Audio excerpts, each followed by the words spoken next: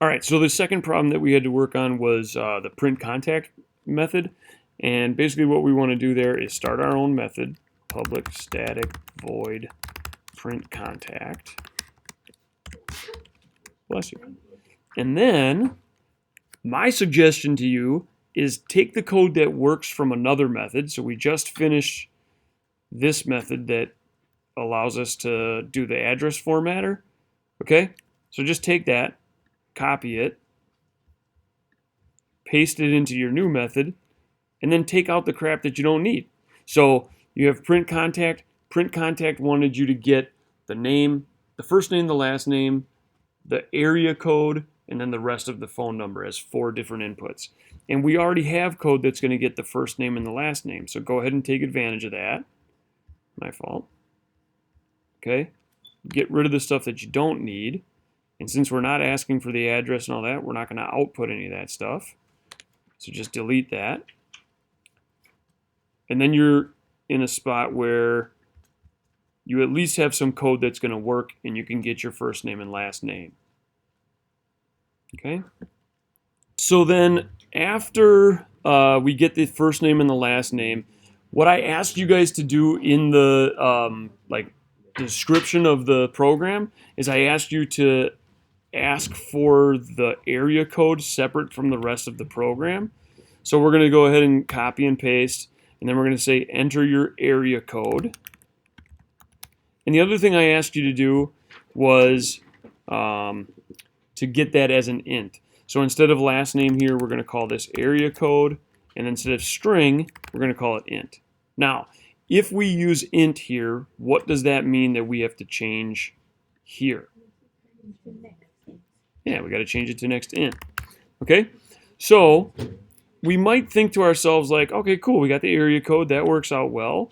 And then let's go ahead and do another copy and paste and say enter like something like the rest of your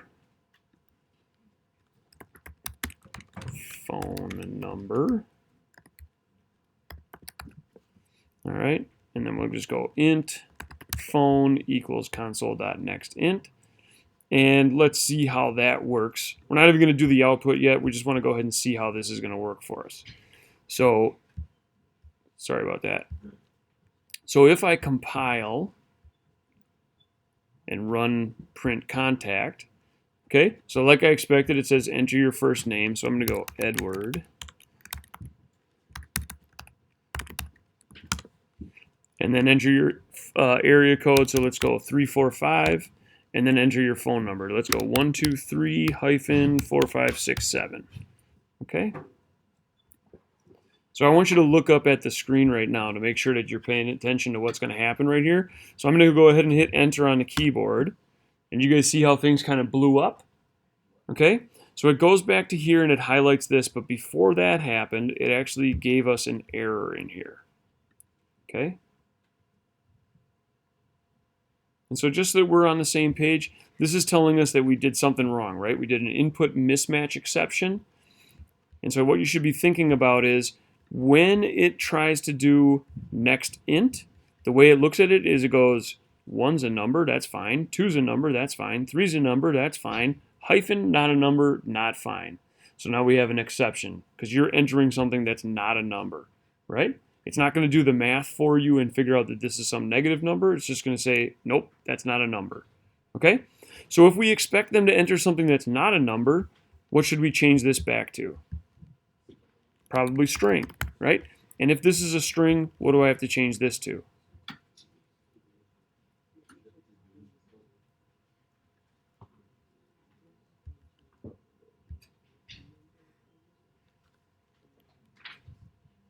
Yeah, so we could just change it back to next or next line if we think that they're going to put a space in there or something like that.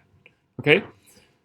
So that's okay. Sometimes you get like little errors like that pop up while you're trying to program something. You just trying to think your way through it or, work your way through it or ask for some help. That's totally fine. Okay? So if we follow this same kind of way of outputting our stuff, what we wanted to have is the first name and last name on one line and then the phone number with the area code in parentheses on the next line. Okay, so I'm just going to go ahead and copy this stuff, and then underneath there, paste it in. And on this first line, I'm just going to put in there that it should print out a parenthesis. And then the next line, I want it to print out the area code. So when I say next line, I mean next line of the code, right? Because when we're using print, it's going to stay on the same line. Okay, so the next thing that we're going to print out on that same line is the end of the area code parenthesis, a space, and then another quote. And then I want to print out the rest of the phone number. So I'm going to copy this one, paste it, and put phone. Okay. I'm going to go back in a second, but let me just show you that it works before you copy it, and then you're like, what? Why did I copy that if it doesn't work? So we're going to go print contact, right? Enter the first name. So what do I do? Edward Scissorhands. Edward. Okay. And then who cares what this is? Area code. All right. And so it prints out the way that I showed you guys to do it on the program descriptor, right? So Edward Scissorhands, there's your area code, the rest of your phone number.